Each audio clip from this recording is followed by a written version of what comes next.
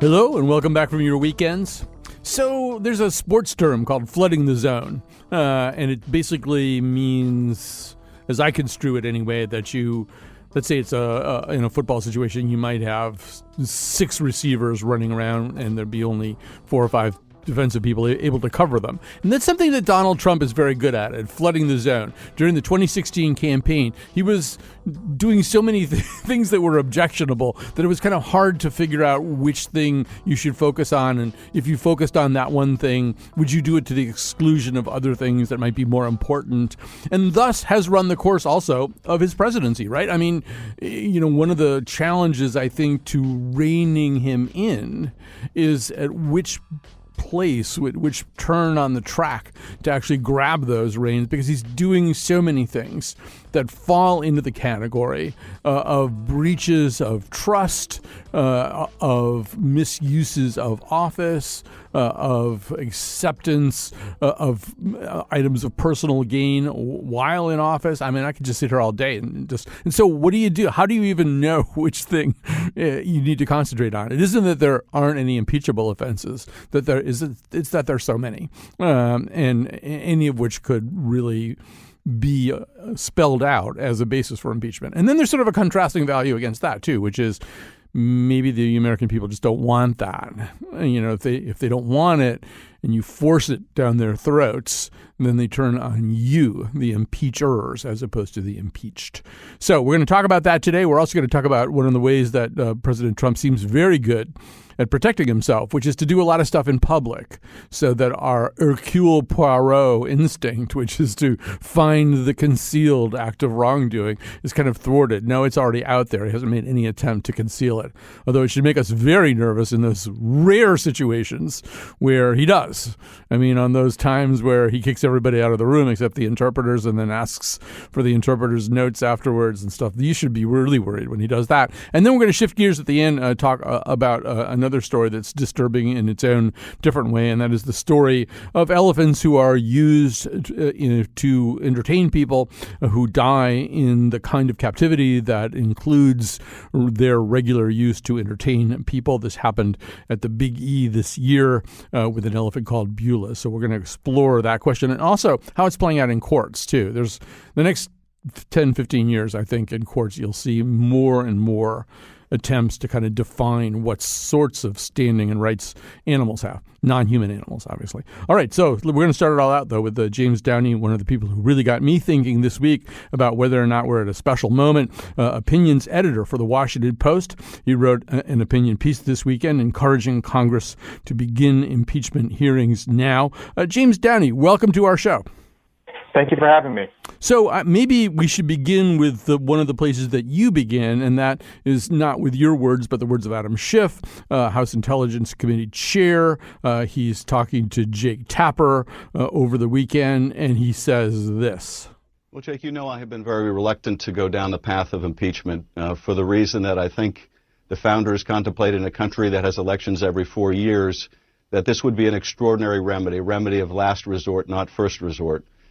But if the president is essentially withholding military aid at the same time that he is trying to browbeat a foreign leader into doing something illicit, that is providing dirt on his opponent during a presidential campaign, then that may be the only remedy that is co-equal to the evil that conduct represents. So, James Downey, I'll just let you react to that clip as you see fit. Yeah, I think first it's important to note that Schiff is very close with House Speaker Nancy Pelosi and has followed her lead as regards impeachment in recent months. And up until this weekend, he had, generally speaking, poured cold water on impeachment, suggesting that we don't know enough, that we need more investigations, that more needs to be done. And behind the scenes, Pelosi and co. have been very worried about the political implications of impeachment. So for Schiff to go out there and say this may be the only remedy. That is a big shift in terms of signals from House Democratic leadership. Right. And so, there's that whole question of what is a bridge too far? And it appears that for Schiff anyway, after a long series, as I said at the top, of things that could constitute the basis for starting an impeachment inquiry, this reported conversation with the leader of Ukraine in which it seems this is why you have investigations to find out what really happened. But based on what we have heard so far, it appears as though the president may have, in the course of dangling and withholding $250 million in aid, said that he sort of needed Ukraine to investigate Hunter Biden. And the president himself has acknowledged certain little pieces of this. Why is it any different from, I don't know, I could name 6 things. Why is it different from the preceding acts that might have excited our judgment also? I would say in 2 ways. First, that it's not just the little things that the president has admitted to. He's admitted to discussing Joe Biden and his son with the president of Ukraine, which is kind of like Richard Nixon admitting, hey, I did, discuss the Watergate Hotel with the guys who broke into it. That's a big, piece of evidence. Secondly, this is a case of Trump using the power of the presidency and specifically foreign policy for what would be, if true, for his own personal ends, for own personal political ends. And that is a very specific action that really, you can make a very strong argument that actually falls under the federal bribery statute, which is specifically referenced in the Constitution as grounds for impeachment. So I think it's the president using the power of his office with foreign policy and in such a way that is categorically different from the actions that have been taken before, that is leading Schiff and others to really reconsider their stance on impeachment. I mean, one of the things, it's such a complex equation here, right? Because you've got, on the one hand, you've got to look at something that seems to rise to that level. And although, as you say, there are things enumerated in the Constitution, more broadly, we're talking about high crimes and misdemeanors, which has been subject to some interpretation. Although, if you read Alexander Hamilton, it's pretty clear they're not talking about something that maps one-to-one onto criminal statutes. They're things that are not necessarily, in the world of criminal jurisprudence, exactly crimes that could still be high crimes and misdemeanors and could still be the basis for impeachment. But so you've got all that. But then you do have this question, of we do have elections every 4 years. We're going to have another one next year. And we might substantially alter the outcome of it in a way that is not intended by forcing the impeachment question. Yeah, absolutely. I think that's one key difference in terms of the timing between this and, say, Watergate, is that this is coming up more than a year before the upcoming election, where with Watergate, and other similar things, it was playing out either long before or, in the case of Nixon, the initial action, the break-in took place much closer to the actual election. So you do have that election coming up. But I think at the same time, we need to distinguish between, or we need to make clear that there are impeachment hearings before an impeachment vote would be held. And to hold impeachment hearings, to take that first step, would allow the House of Representatives to get more information, to get more facts, to move the ball forward, so to speak, on this process and inform the American voters as regarding what really happened here. Right. And so one of the other theories here is that, as I said at the top, the Democrats have struggled partly because of the proliferation of possible offenses. So, if you're thinking that he's doing wrong, are you going to focus on emoluments, all the ways in which his private business seems to have benefited from his place in office? Are you going to focus on him supposedly offering pardons to employees who break the law in the course of getting the border wall built? Are you going to focus on the obstruction of justice that is pretty, fully laid out in the Mueller report? And so one argument for this is, well, they didn't really, I don't know, maybe that was just all too much. If they started with this, it is in a way sui generis. It is in a way kind of different from anything else that he's done. Then you have a way of getting that ball rolling and maybe pulling those 218 votes that you need along with you. Is that part of this? Absolutely. I think if you're a House Democrat on the fence, or if you're just or if you're a Democrat that you're trying, and if you're someone who believes that impeachment, should be something that to be proceeded with, you can sum up this particular phone call, this particular reason in one sentence. You can say, he sought, if true, he pressured a foreign country to provide dirt on his political rivals in exchange for foreign military aid. And that is something that is very simple, very easy, very compact, and it pretty obviously strikes people as that's not proper. Right. And that's, I think, an easier thing to push forward on than some of the things like emoluments, for example, that you mentioned. Right. And in a way, it's breaking new ground. In a way, to me, I probably have the same attention deficit problem that some members of the House do. If I were drafting articles of impeachment and I wanted to start with this, I would also want to say in the articles nearby to this that, he asked Netanyahu to bar Tlaib and Omar, which is using a foreign leader to punish your political opponents, that, he essentially at Helsinki sided with Putin over his own intelligence apparatus, that in fact, he has consistently turned to foreign leaders for help in advancing his own domestic agenda or solving his own domestic problems. Yeah, absolutely. I think in addition, as you said, it's very consistent with the president's pattern of behavior. And frankly, a lot of, when he's put himself out there, when he's come into conflict with sort of the deep state, as his supporters would like to put it, a lot of times it is sort of his personal views over the country's security interests. So, I think the argument for this that you've made is that if we don't do this, even though there are political risks, although I would say there are also political risks for Republicans once this gets rolling, because if they appear to countenance some of this stuff on the record, they can suffer politically as well. But even if there are political risks, we have to do it because otherwise we have this constitutional machinery that we're not using, and the Overton window opens wider in terms of what people think they can get away with because they've seen somebody get away with it, right? Exactly. This is not, politically speaking, there are strong reasons to push ahead with this anyway. Just in brief, that, with Watergate, the Democrats were ahead of the public every step of the way. They held hearings before the public was support hearings. They pushed for impeachment before the public was there, and they were vindicated by history. But even beyond the politics, this is about the rule of law. This is about a president, again, obviously, if true, but if this is true, this is about a president undertaking an action that is expressly mentioned in the Constitution as grounds for impeachment. And to not use the power, to not follow that, is to basically say that those words don't matter, that those words have no weight, and that would have terrible effects, not just in the near future, but every presidency down the road. I wanted to mention one thing, too. You've been talking a little bit about Watergate and some of the other ways in which this has been used. And since you occupy a very important place in the world of journalism, I'm just going to put this out to you as one of the little prayers that I say every day.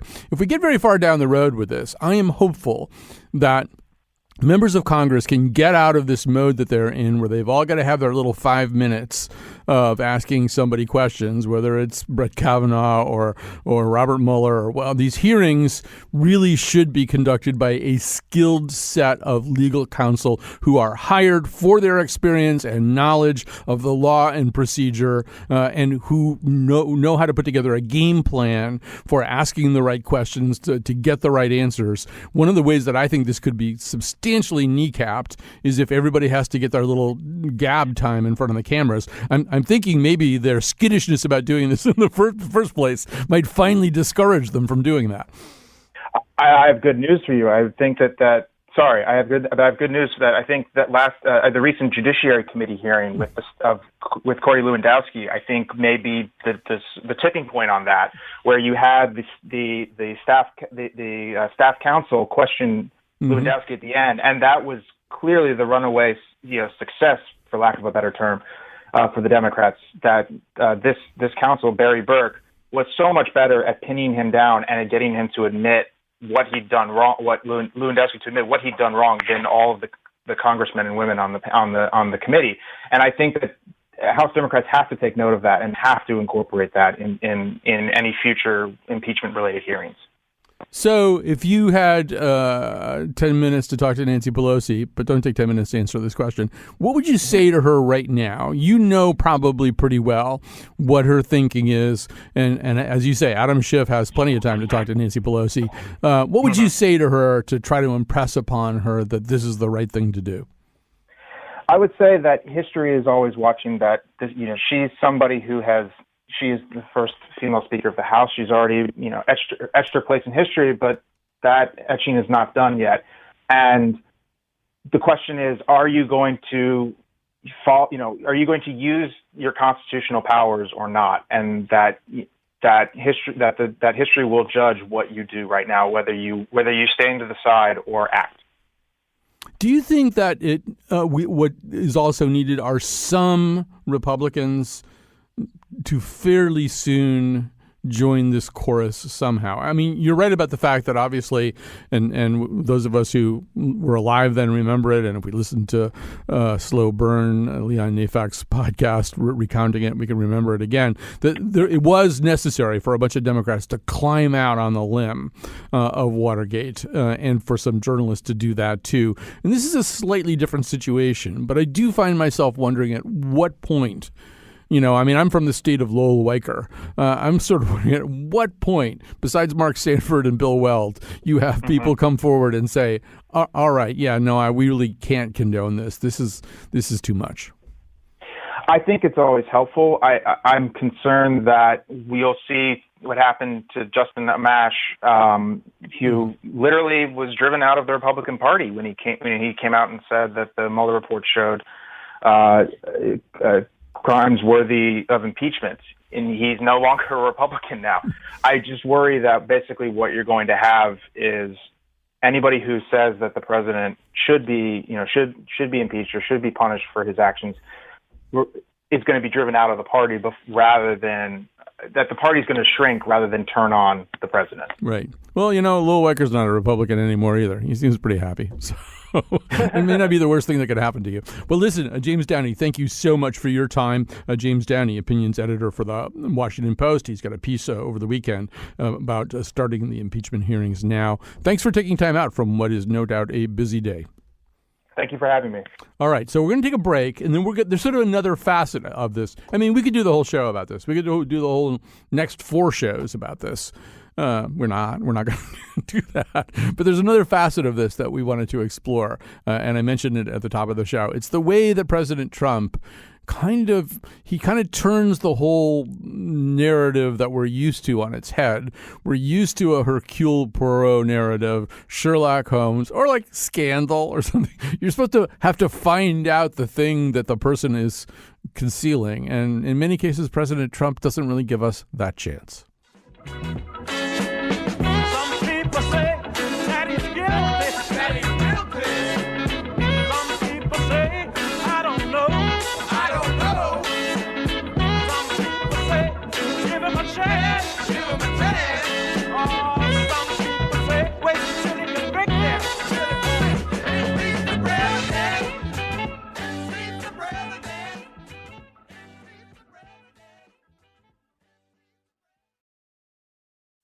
All right, we are back. And as I promised at the end of the show today, we're going to talk about, in particular, I think some of the legal questions surrounding ownership of elephants. But this is all occasioned by the recent death of an elephant. But there have been cases working their way through the Connecticut appeals court process about this, about the personhood of elephants, the autonomous qualities of elephants, or whether elephants deserve to have autonomous existences, and also whether habeas corpus can ever apply to an elephant. Anyway, we're going to talk about something else. We're going to extend our conversation about President Trump right now with Ashley Parker, also from the Washington Post, White House reporter for the Washington Post. She had a piece at the beginning of the weekend honing in on the president's habit of quietly disclosing his alleged offenses out loud. Ashley, before I even let you talk, let's hear Donald Trump doing the kind of thing that you're talking about. This is actually during the campaign. That a person in our government would delete or get rid of 33,000 emails. That gives me a big problem. After she gets a subpoena, She gets subpoenaed, and she gets rid of 33,000 emails. That gives me a problem. Now, if Russia or China or any other country has those emails, I mean, to be honest with you, I'd love to see them. Russia, if you're listening, I hope you're able to find the 30,000 emails that are missing. I think you will probably be rewarded mightily by our press. All right. So, Ashley Parker, welcome to our conversation. Thanks for having me. So this is not an isolated instance. This is a moment where President Trump appears to be asking Russia. He's already aware of the fact that there's Russian interference, that there are Russia hacks. He's basically saying, hack some more, get us the stuff that would be politically advantageous to me. I believe this is also one of the instances in which he may have said later that he was joking, which is another part of the kind of process that you describe in your piece. But go ahead and react. Sure. So that clip you played, I believe it's from June or July of 2016 during the campaign. I was actually there. It was a news conference the president held at one of his private properties in Doral, Florida. And he basically, said, Russia, if you're listening, I'd love to see those hack the emails and release them if you're reading between the lines on what he said. And the interesting thing is that, a little less than a year later, a special counsel was appointed to look into that very question. And they devoted teams and teams of people and reams of pages of what ultimately ends up being a 448-page report. But basically, you could have looked and you could have seen what the president said and seen that, yes, he was clearly 100% open to help from a foreign entity, and in this case, a geopolitical foe in the 2016 election. Right. So this is, as you suggest, part of a pattern, and it's ways in which he seems almost, during the Mueller investigation, he seems to have provided them with ammunition, particularly in the case of his conversation with Lester Holt about his reason for firing James Comey, he says was related to the Russian investigation. This is after having previously, or at least his administration had previously made a claim that no, it was about how badly Comey had handled the Hillary Clinton stuff. Yep. So, I mean, on and on and on, and we'll go through a few of these things. I guess the first question is this a strategy, or is this a person who just kind of blurts willy-nilly without really thinking about it too much, and it's just kind of working out for him pretty well? I mean, it can be both. What he does, one thing we know 100% without even understanding his motivations is that he sort of says the quiet part aloud. And in general, throughout history, with politicians and even petty criminals, if someone is doing something illegal or sort of against the rules, people do it. Traditionally, they do it surreptitiously. They try to hide it. And sort of citizens and humans are programmed to think that if someone is being secretive and stealthy, they're trying to hide something. But why would you broadcast your behavior if it's problematic? So the fact that Trump does a lot of this behavior in public in some ways gives him a degree of cover. And in my story, I talked to a former U.S. attorney who basically, she sort of asked the same question you just asked me. I'm just going to read you a little snippet of it. She said, are we giving him too much credit and he's just so undisciplined that he can't help but say and tweet these things? Or is he so diabolical that he's putting it out there like it's a jujitsu move? And I think you sort of have to take each case, but sometimes I think he just tweets and says exactly what's on his mind. And sometimes I think he uses it as a defense. As we watch this Ukraine story unfold, at some point you may see him say, like, look, I didn't tell the president of Ukraine anything other than I've been telling the media, which is someone absolutely should look into corruption involving the vice president, right? There's nothing to hide there. I've said it to you. I've said it to my aides. I've said it in interviews. And I happened to say it on this phone call. And he will try to use that potentially as a defense.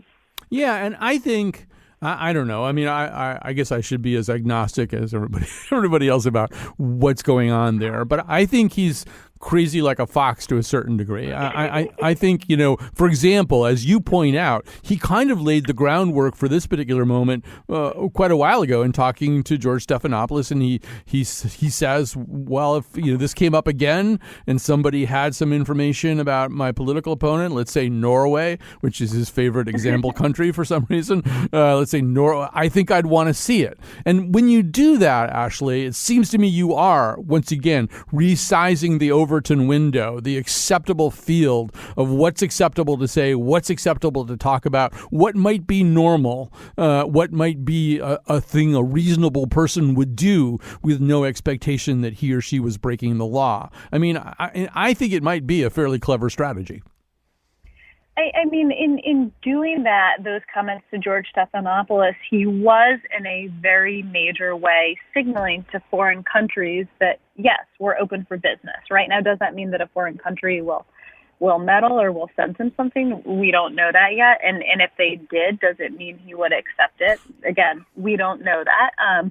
But he says things in this way where he makes that comment to George Stephanopoulos, and then reasonable people have disagreed, but sort of has a degree of plausible deniability where he can say, like, well, I never specifically asked Ukraine to do this about Hunter Biden, but he has made the circumstances very clear. That's what made me write the piece. Was I was very struck by, as this whole Ukraine story is unfolding, he's in the Oval Office on Friday, and he didn't literally say Ukraine if you're listening, but when he was asked, did you ever mention Joe Biden in your conversations with the Ukrainian president? Was there any quid pro quo? He all but says Ukraine if you're listening to the vice president and his son. That is a very clear message of what he would like to have happen. Ashley Parker, I think my mind goes back to a moment. It was either during right immediately prior to his swearing in or after his swearing in, where in talking to the press, he said this thing that I thought revealed his somewhat primitive understanding of executive privilege and the status of the president. He said that under the Constitution, in his words, the president can't commit a crime. That's how he said it. He said the president can't commit a crime. Now, what he was doing was, I think stating his very unparsed version of what Mueller says when he's, referencing that memo and saying that, there may be can't be indicted. Yeah, and I think one of the reasons that he says these things with that sense of impunity is he still believes that no matter what comes out about him, the president can't commit a crime. Well, my colleagues actually had a very good piece also over this weekend that got at that, which is the president's increasing sense of invincibility. Because if you look at this latest controversy with Ukraine, you realize that that phone call with the Ukrainian president, where he urged him apparently a number of times to look into corruption involving the vice president, came exactly a day after Mueller testified before Congress. So this is not the behavior of someone who feels chastened, who feels sort of relieved that he managed to get out of the Mueller investigation unscathed and willing to kind of scale back his behavior. This is someone who feels emboldened and believes that everything is a witch hunt, and that if you stonewall and you don't give Congress the documents they request and they need to do a thorough investigation, and you assert executive privilege over your aides to prevent them from testifying, and you ignore violations that your aides and advisors commit involving the Hatch Act, that so far nothing's really happened to him. Nothing major has happened to him. It hasn't wildly shifted public opinion, and impeachment proceedings haven't started. So from the president's point of view, he can operate as he's been operating and pay no penalty. So in that sense, is he almost using the American electorate as a 135 million person focus group? It seems as though he's saying, well, what if I do this? Or what if I do that? Well, let's say I did get some information from another country, or let's say I tried to bully my attorney general into not recusing himself and shutting down this investigation. All these things that he does in public, that he publicly says he's going to do, or lets us know in various ways? What if I try to kneecap the independence of the Federal Reserve Bank by constantly mocking and deriding my Federal Reserve chairman, the person I myself picked? What if I do these things? What will happen to me? And he's sort of doing it before it becomes an investigation. And in a way, is he just focus grouping these kinds of questions? I mean, he's clearly always looking for a red line, and rarely does he find one that he truly can't tiptoe to and then leap across. He sort of sees how far he can push a statement or a comment until, well, are any Republicans in Congress going to stand up to him? Most often the answer is no. No one is going to, or it will be a very muted criticism that they wish he wouldn't have phrased his tweet quite like that. And if in many ways this is sort of the flip side or a related point, but even with the Mueller investigation, as much as he was running a legal defense, what he was really doing was running an aggressive PR campaign. And he cared about winning that, winning over the court of public opinion, winning over his base and key voters, that as much as he did, if not more, than sort of fighting on the committee level and his legal counsel and the committees and what they wanted. And as long as public opinion doesn't dramatically shift, and as long as members of his party don't revolt, I don't think he sees any reason to change. Right. And I do think, he has, one thing about President Trump is, to a large degree, he comes from the world of entertainment. I mean, he really became famous with his scripted reality show.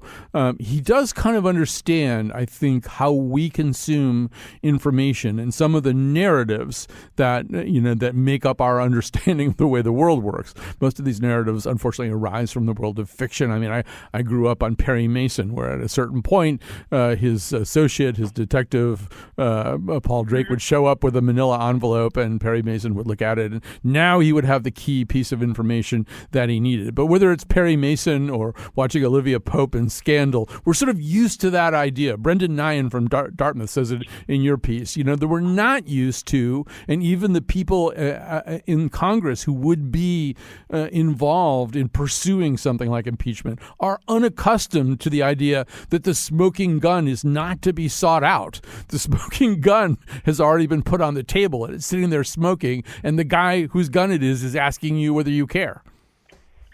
Yeah, I mean, one of the president's biggest, so he does this stuff in full public view, as we've been discussing. And again, I don't always know his motivation, but the answer probably is sometimes it's inoculate himself, because people just can't believe that you would do this in public if you truly thought something was wrong with it.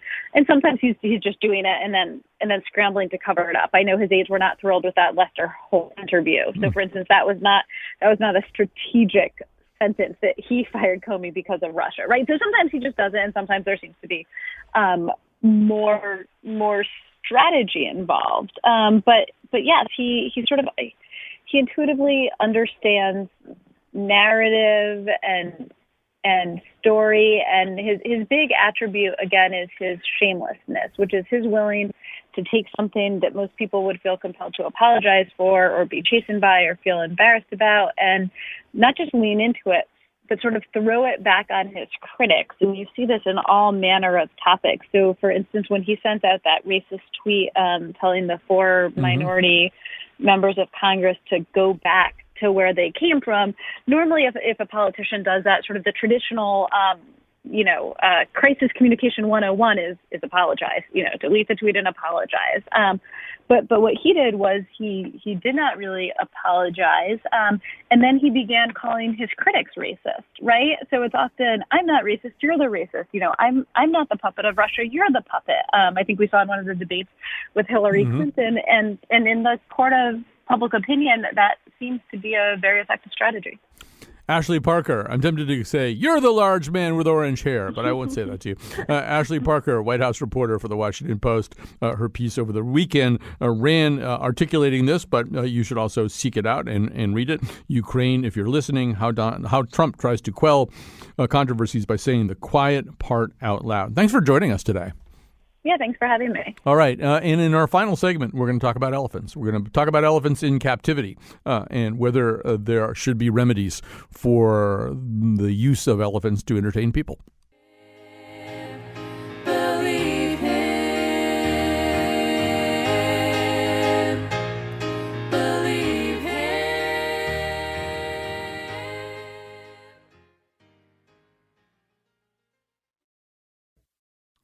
All right. So who put this show together? Senior producer Betsy Kaplan, who is usually the producer of our Monday Scramble episodes. Who makes the show sound so good throughout? That's Kyone Wolf.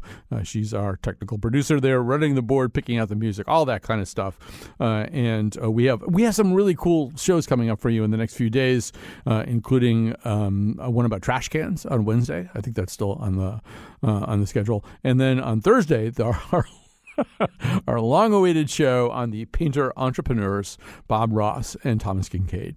So all of that is to come. Right now, though, a sadder story. It is a story that starts maybe in Myanmar and Thailand and places like that and travels all over the world to places like Connecticut and Massachusetts.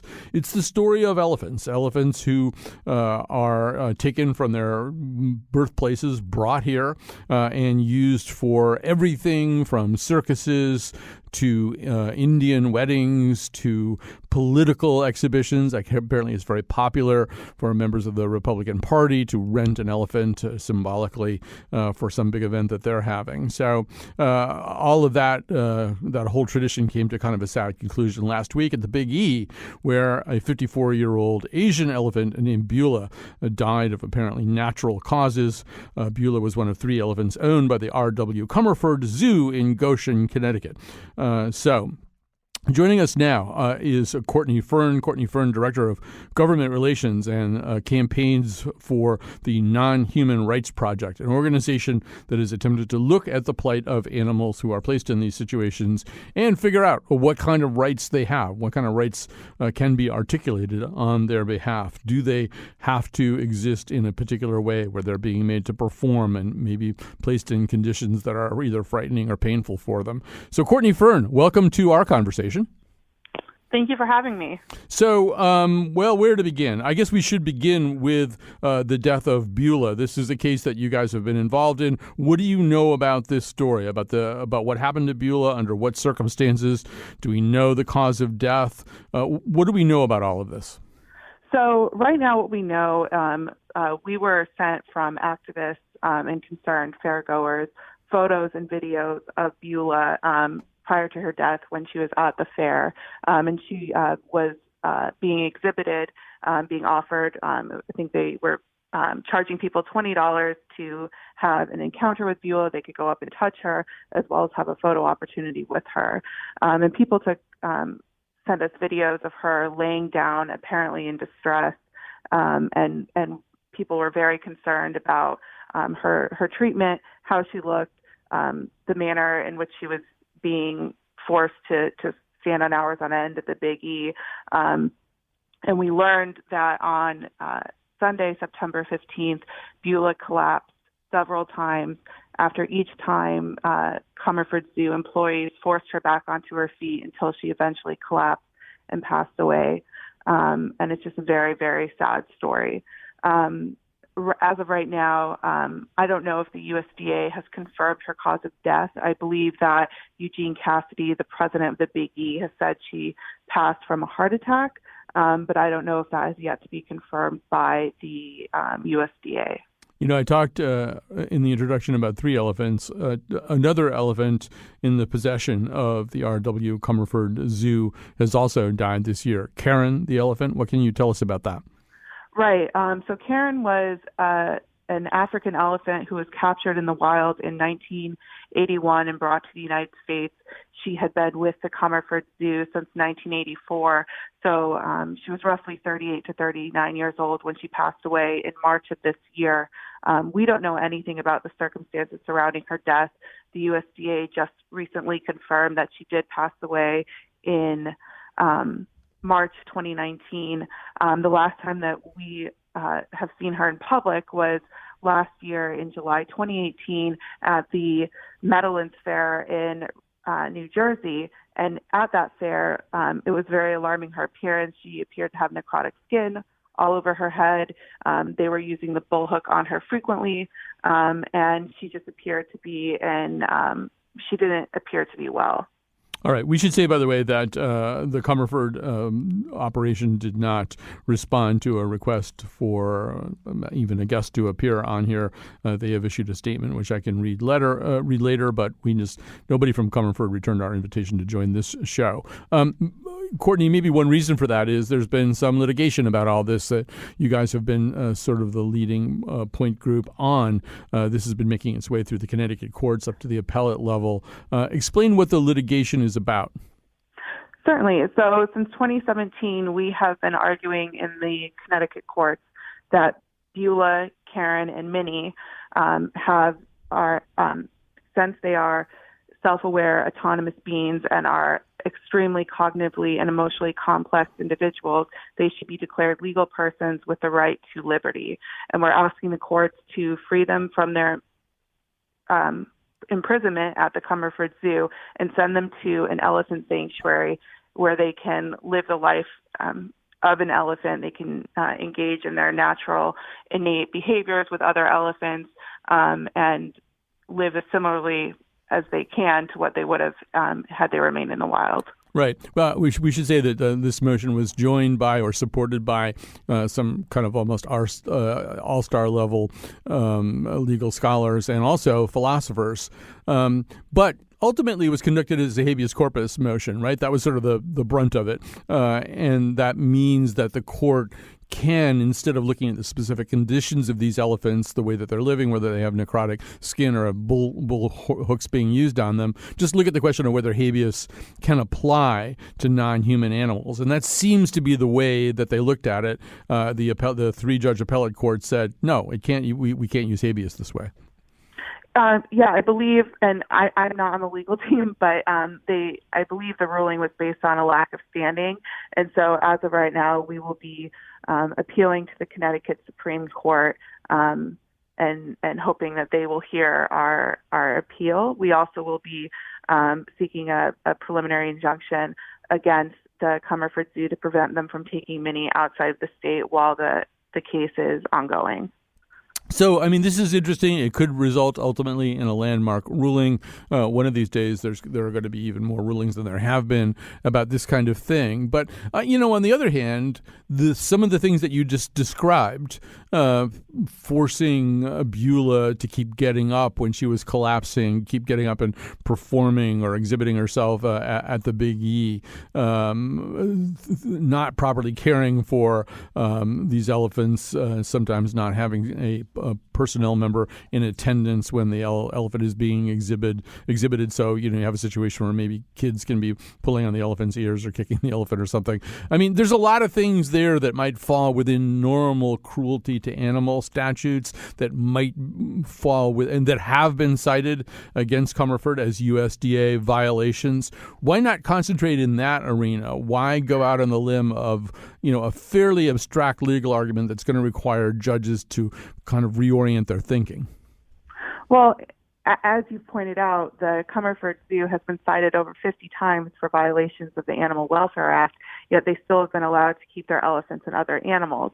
Unfortunately, animal welfare laws are not enough. They can prevent certain human-caused harms to animals, but they don't address the underlying cause, which is the keeping of them in captivity that prevents them from leading a normal life and engaging in innate behaviors that are necessary to meet the physical, psychological, and behavioral needs of an elephant.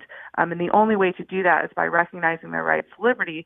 meaning that they have the right to live freely and not be held in captivity in these unnatural environments and forced to perform for humans and engage in other behaviors that can cause them severe psychological harm as well as physical harm. And so that's why we're seeking to have their rights recognized, because it's been shown time and time again that unfortunately animal welfare laws are not enough. Well, so let's pause there. And you mentioned earlier, Courtney, you mentioned Eugene Cassidy, CEO of Eastern States Exposition Fair, better known as the Big E. Here he is in an audio clip complaining about animal rights advocates. You know, the animal rights people, while there are many who are moderates, and those people I will communicate with, but the zealots are animal terrorists. They do unspeakable things. They say unrepeatable words, and they do no good. I wish those people would approach with equal passion a care for those young children who are in our own area, who need food and education, love and care. So Beulah, she's an institution unto herself here, and all of us are grieving for her loss, but she had a wonderful life, and it was her time to pass.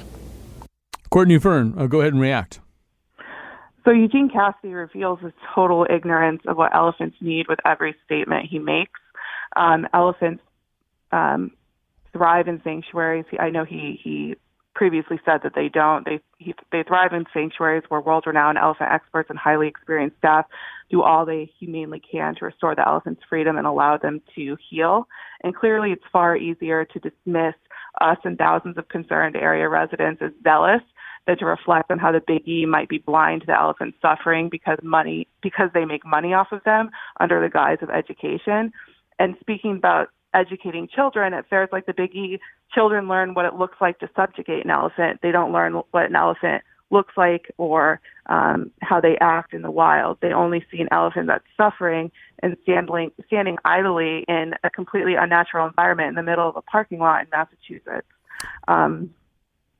So it's interesting that you say that, too, because one of the things that I've been thinking about, too, is that I think there are things in this country that are going to change because a generation is growing up right now that isn't. I mean, I grew up, going to circuses and stuff and just sort of seeing elephants. And, as a kid, I certainly wasn't thinking very much about under what conditions the elephants were being held or whether they liked being in the circus. And there was no one around encouraging me to think about that. And so this issue has acquired more and more prominence and currency as time goes by. And just in the same sense that a group of young people rose up to object to the inaction after the Parkland shootings, just as a group of young people are really leading the charge with the climate strikes right now and saying, we can't wait for you older people to fix this stuff. We've got to fix it now because you haven't fixed it. My guess is, and I don't know what kinds of phenomena you encounter in the course of doing your job, but my guess is that this same generation is going to look at animals in captivity in a very different way and is going to be considerably less sanguine about the kinds of things that my generation took for granted. I completely agree. And I think I personally have seen that part of my job is I'll go to zoos or other fairs and see how elephants and other non-human animals are being kept in captivity. And I've seen children pointing at, say, a gorilla that's in an enclosure and crying because he looks lonely or he looks sad. And I've seen that time and time again with children who are observing animals and can understand that what they're seeing isn't right. And I think that the time is coming that the younger generation is going to start speaking out against the injustice of taking these wild animals from their native lands and bringing them to the United States to just hold in captivity for exhibition, whether it's just for people to see them or to interact with them in encounters or rides or, all the other ways that people exploit animals within the United States. Yeah, it does seem, though, you can win some court cases and maybe get some landmark decisions, and that will help. But ultimately, you want state by state or federally more laws prohibiting the use of animals in certain ways. And I think one of the ways that those laws get passed is when young people are up there, young people who are hard to say no to in a lot of ways, even for a jaded older legislator. Young people are up at the state capitol or at the U.S. Capitol lobbying for this kind of stuff and pointing out some of the really profound moral questions here. So hopefully we'll see some changes along the way. But we're going to have to stop there. And thank you so much for joining us, Courtney Fern. Courtney Fern, Director of Government Relations and Campaigns for the Non-Human Rights Project. Thanks for being with us today. Thank you for having me. All right. If there are other things that develop in this story, we'll let you know. We'll follow it. Meanwhile, thanks again to Betsy Kaplan, our executive producer and producer of this episode, and to Kyone Wolf, who keeps things humming along. We have an exciting week ahead, and then in the future, well, I don't even have time to tell you about the future, although we have our first ever two-part show that we will be doing in 2 Wednesdays to come in October. We'll tell you more as time goes by.